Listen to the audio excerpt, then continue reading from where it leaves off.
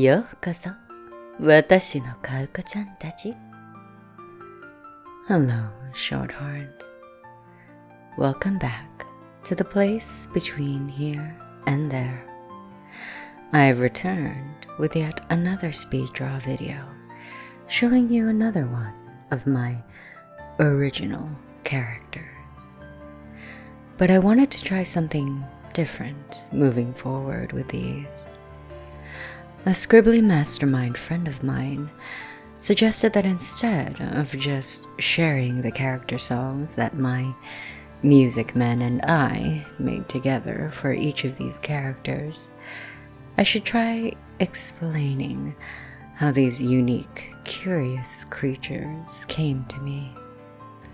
So, I'll be doing just that in this video. Now, before we begin, we'll have to start before the beginning.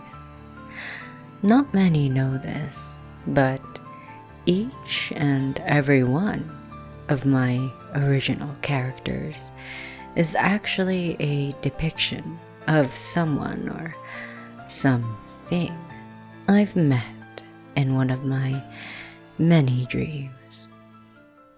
Over the years, I've had more and more of these dreams, and by some miracle, developed the ability to lucid dream. Yes, these characters aren't something I simply conjured up by way of design or story writing. These friends from the other side that I often draw truly are just that. They are those that live in the places between places, that is neither here nor there, whom I simply have had the honor of interacting with when I close my eyes to sleep. Now, you'll have to forgive me for how I'll be telling the tale of when I first encountered Vale, as my experience was purely in a dream. Therefore, dream logic will apply quite heavily. The Blue Boy in Purple. Morning dew, fresh grass, the sound of little critters of the jungle going about their daily lives. A rustle there, a chirp here, the cry of a small animal. The air is fresh and clean. The ground is covered in cobblestone pavement in an array of pastel colors. Between the stone bricks are wedged little tufts of grass, peeking out here and there. It's slightly unkempt, welcomingly maintained, and yet warmly encroached upon by the occasional sprout. Once in a while, there are handfuls of wildflowers, or little bushels that might one day become trees. Behind, there is a strangely manicured tree line, neat rows of rather well-grown trees, fashioned in a checkerboard pattern, stretching as far as the eye can see, until a massive wall of entangled vines and flowers. Houses for the birds, each one with their own address. These trees are where the inhabitants of Featherville come to rest after a day of patrols. Before, there is another tree line, though this one is thick, with trunks saddled so tightly together that the sunlight can barely make it through the canopy. Something calls through the obvious gap between the thick of the trees.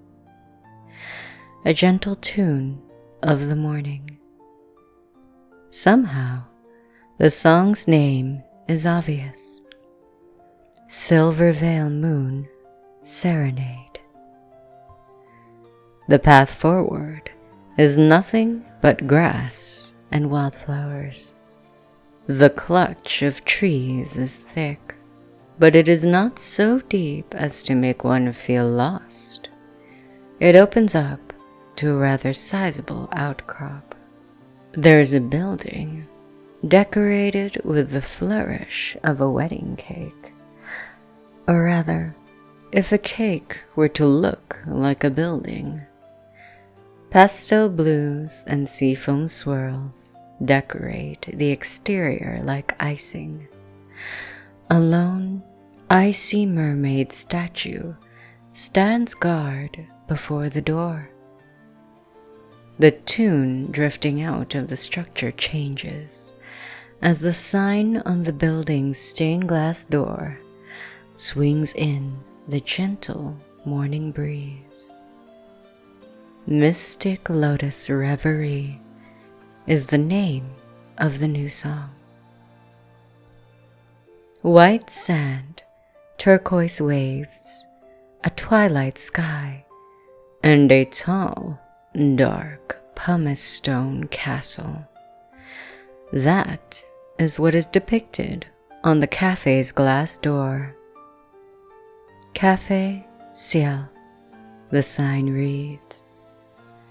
Familiar, yet alien, the name.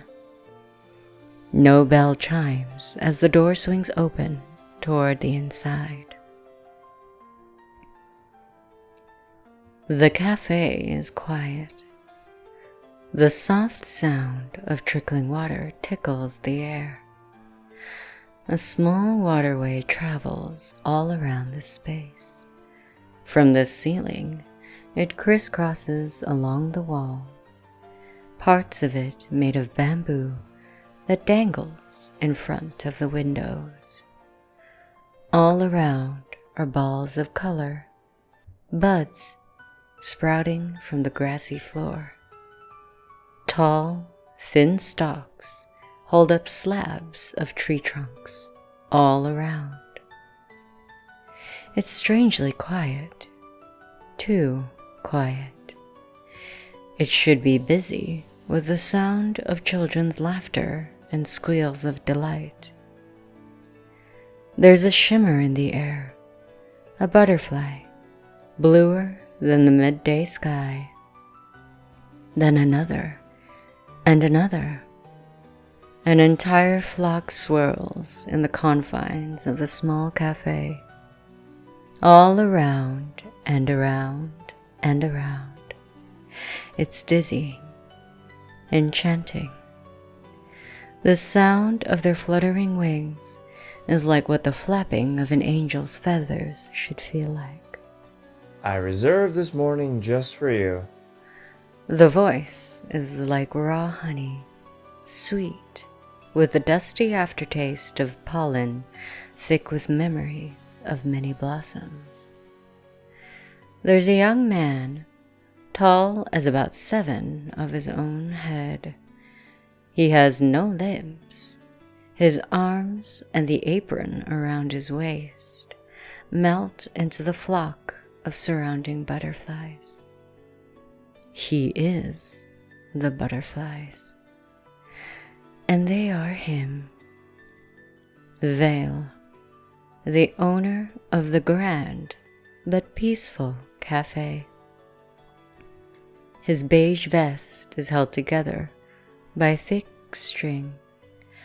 The rest of his visible attire is a deep purple, like the night sky.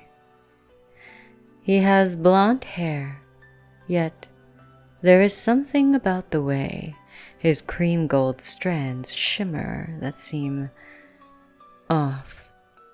A facade, perhaps. Table for one? He asks, his smile curled delicately. A bud blooms open becoming a seat next to the window. It's perfect. The sunlight streams in between the balls of flowers that dangle from the ceiling and the window's upper ledge. The chair is a massive Venus slipper. The pedal is soft to the touch, but sturdy enough to hold a person. It's comfortable. The tree stump table is lacquered smooth and at just the right height to lean one's arms on. A clump of the butterfly flock flitters over, delicately carrying a pot of steaming hot tea. The teapot is crafted ceramic, blood red, shaped like a rose with thorns. Don't worry, it's not definium, snapdragon, or a foxglove. He chuckles lightly. He was born of sorrow and unfulfilled dreams. Each butterfly is a tale gifted to him by those that come to visit this place. His humor is dark, but it isn't as if the children would understand it. The teacup itself is shaped like a red petunia. Butterfly pea flower tea.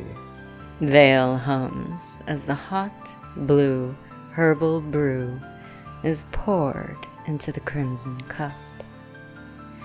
It turns the submerged ceramic purple. The color is alluring, soothing to stare at. The tea is hot and sweet. A warmth spreads from the moment it touches the lips, all the way up to the tips of one's ears, to the very ends of one's fingers and toes. Like a truth serum that lulls one into an honest compliance. It's unusual for someone like you to stumble upon my lone nook. The butterflies around him flutter and come close. They carry his voice like a trail of whispers. He speaks through them. It becomes obvious that his lips merely move to mimic the act of natural human speech. Normally, I trade a tale for a treat, a story for a snack. He pauses. It's only then that it's noticeable. One cannot see his eyes. Ashamed, perhaps. No, definitely. He believes he is unworthy of the sight of this world he has found himself in. It's curious. If he is made of butterflies, does he smell like the sea? Valles. The whisper comes as a surprise. Unintentional. A slip. Vale goes stiff. It's a name he doesn't like to hear. His own, his true name. All at once, the butterfly stopped mid-flight, as if frozen in the glass of time. And I wake. Thank you for listening, Shorthorns. This was all I could remember of my first meeting with Vale. As you can understand, my desire to learn more about this strange young man made of blue butterflies was quite intense the moment I opened my eyes. It's fortunate that I was able to revisit the same dream a few times, though I'm certain there might have been things I can't remember. Even more fortunately, I was able to come back to Vale's Cafe for subsequent visits. But those are tales for another time. Until then, sleep soundly and dream well, short hearts. Oh yes, before I forget, you can find both songs featured in this story on my channel. I'll be leaving the links to the medley for Valles Cafe in the description below. I'll also be uploading Valles' character song, made by Stratospheric Turntable and I, at a later date. おやすみなさい。私のかうこちゃんたち。